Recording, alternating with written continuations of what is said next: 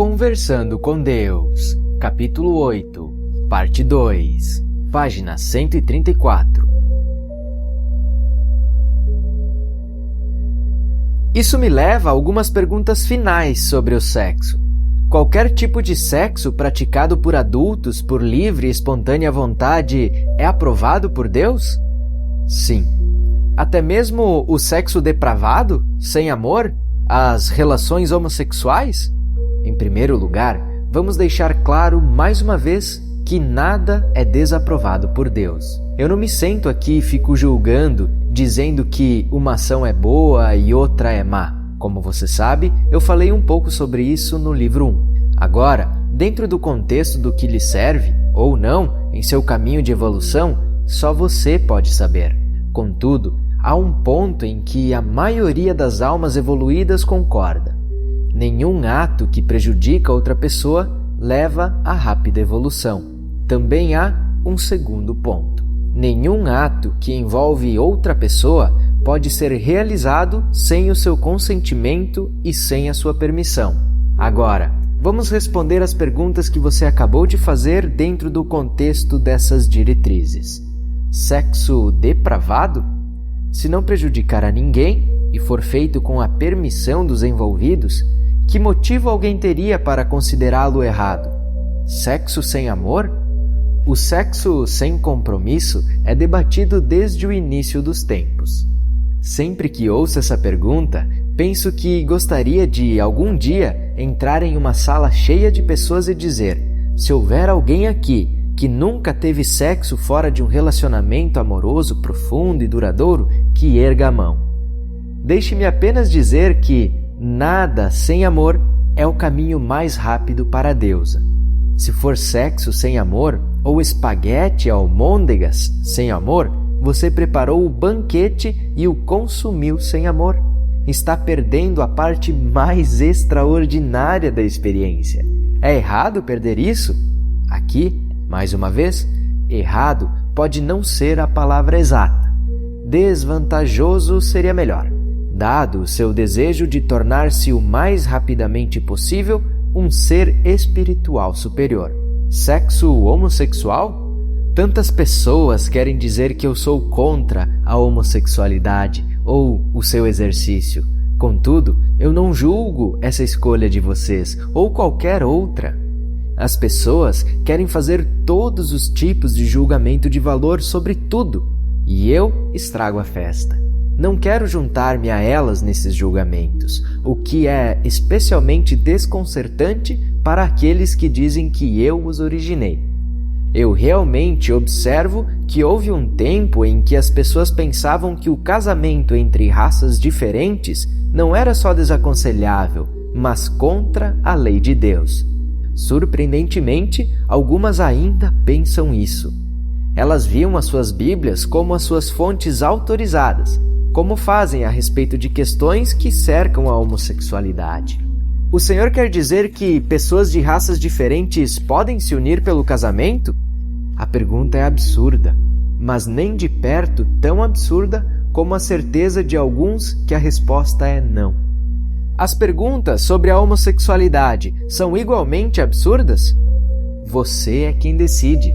Eu não tenho um julgamento sobre isso ou coisa alguma. Sei que vocês gostariam que eu tivesse. Isso tornaria suas vidas muito mais fáceis, sem decisões a tomar. Decisões difíceis. Tudo seria decidido para vocês. Não teriam de fazer nada além de obedecer.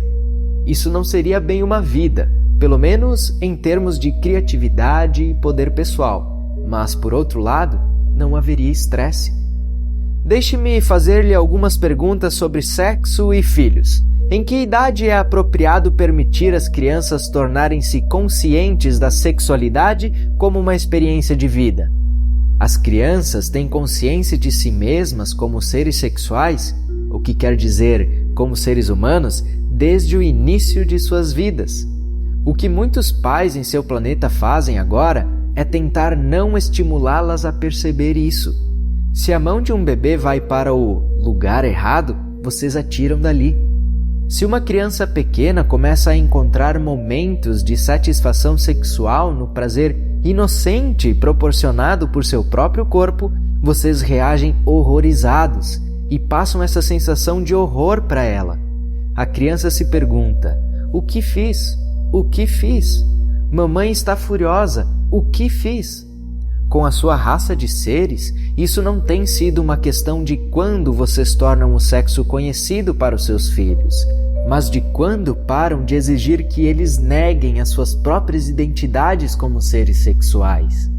Quando seus filhos têm entre 12 e 17 anos, a maioria de vocês já deixou de exigi-lo e diz, basicamente, embora naturalmente não com palavra, vocês não falam sobre essas coisas, está bem. Agora vocês podem notar que têm partes sexuais e coisas sexuais a fazer com elas. Contudo, a essa altura, o mal já foi feito. Durante 10 anos ou mais, seus filhos aprenderam que deviam sentir vergonha dessas partes do corpo. Alguns nem mesmo sabem o nome certo delas. Ouvem desde algo como bumbum para suas nádegas e palavras que alguns de vocês se esforçam para inventar, para evitar dizer simplesmente pênis ou vagina. Tendo assim ficado muito claro que todas as coisas relacionadas com aquelas partes do corpo devem ser escondidas, não mencionadas e negadas, seus filhos entram na puberdade sem saber o que fazer com o que está acontecendo com eles. Não tiveram preparação alguma. Então, é claro que se portam mal, reagindo às suas novas e mais prementes necessidades de modo desastrado, se não impróprio. Isso não é necessário e nem útil para seus filhos, muitos dos quais entram em suas vidas adultas com tabus sexuais, inibições, grandes bloqueios. Nas sociedades iluminadas, os filhos nunca são desencorajados, repreendidos ou corrigidos quando começam cedo a encontrar prazer nas naturezas de seus próprios seres. Tampouco a sexualidade de seus pais, isso é, a identidade de seus pais como seres sexuais, é evitada ou necessariamente oculta. Os corpos nus dos pais, dos filhos ou dos seus irmãos são vistos e tratados como sendo totalmente naturais e maravilhosos, não como coisas de que devem se envergonhar. As funções sexuais também são vistas como sendo totalmente naturais e maravilhosas. Em algumas sociedades, os pais copulam na frente de seus filhos. E o que poderia dar-lhes uma ideia melhor da beleza, da maravilha e da pura alegria da expressão sexual do amor do que isso? Porque os pais estão constantemente ditando os padrões de certo e errado de todos os comportamentos, e os filhos captam seus sinais sutis e não tão sutis de tudo através do que os vêm pensando, dizendo e fazendo. Como já foi observado, você pode chamar essas sociedades de pagãs ou primitivas. Contudo, nelas, o estupro e os crimes passionais praticamente não existem. A prostituição é ridicularizada como sendo absurda e não se ouve falar em inibições e disfunções sexuais. Embora essa abertura não seja recomendada nesse exato momento para sua própria sociedade, em todos os ambientes, exceto nos mais extraordinários, sem dúvida, seria muito estigmatizadora culturalmente.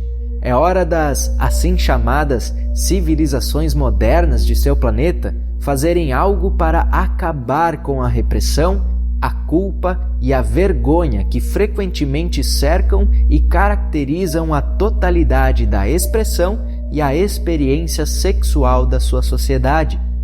O senhor tem alguma sugestão? Alguma ideia?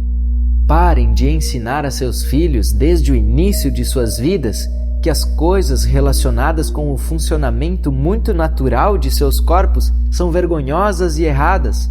Parem de demonstrar-lhes que tudo que é sexual deve ser escondido.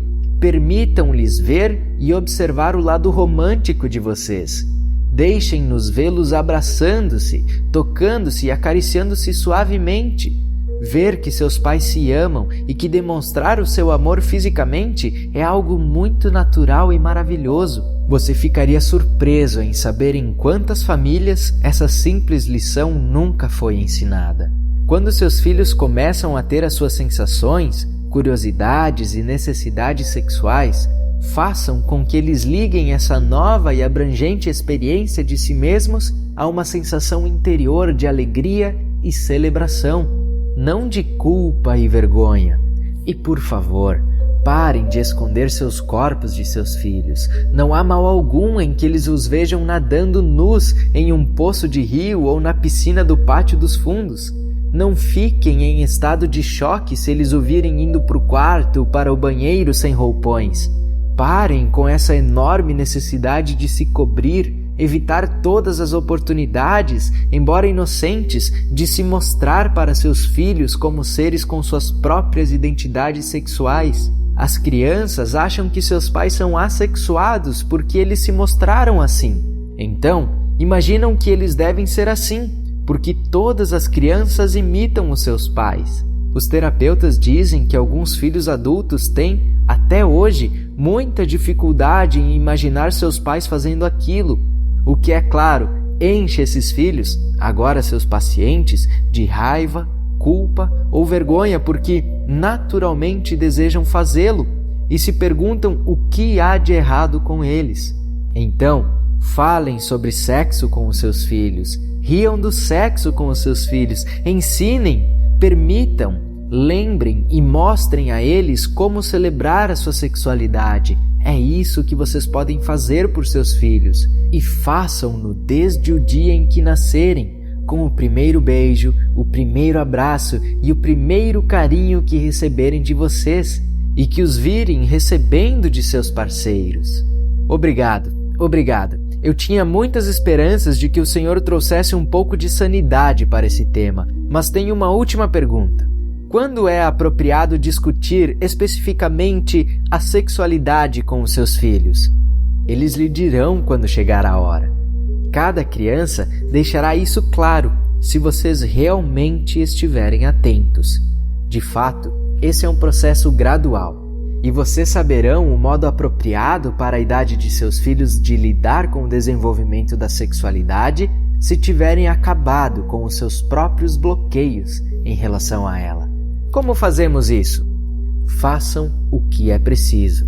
Participem de um seminário, vão a um terapeuta, juntem-se a um grupo, leiam um livro, meditem sobre ele, descubram uns aos outros. Acima de tudo, descubram novamente uns aos outros como homens e mulheres, reexaminem, recuperem, reclamem as suas próprias sexualidades. Celebrem isso, apreciem isso, admitam isso. Admitam com alegria as suas próprias sexualidades e então poderão incentivar seus filhos a admitir as deles. Mais uma vez, obrigado. E agora, deixando de lado as considerações sobre os filhos e voltando ao tema mais amplo da sexualidade humana, eu tenho mais uma pergunta para lhe fazer. E ela pode parecer frívola e até mesmo desrespeitosa, mas não posso deixar este diálogo terminar sem fazê-la. Bem, pare de se desculpar e apenas faça a pergunta. Está bem, o sexo pode ser excessivo? Não, é claro que não, mas a necessidade de sexo pode ser excessiva. Eu sugiro que desfrute de tudo, não necessite de coisa alguma. Inclusive das pessoas? Inclusive das pessoas, especialmente delas. Necessitar de alguém é o modo mais rápido de acabar com um relacionamento. Mas todos nós gostamos de nos sentir necessários. Então parem de gostar. Em vez disso, gostem de se sentir desnecessários, porque a maior dádiva que você pode conceder a alguém é a força e o poder para não necessitar de você para nada.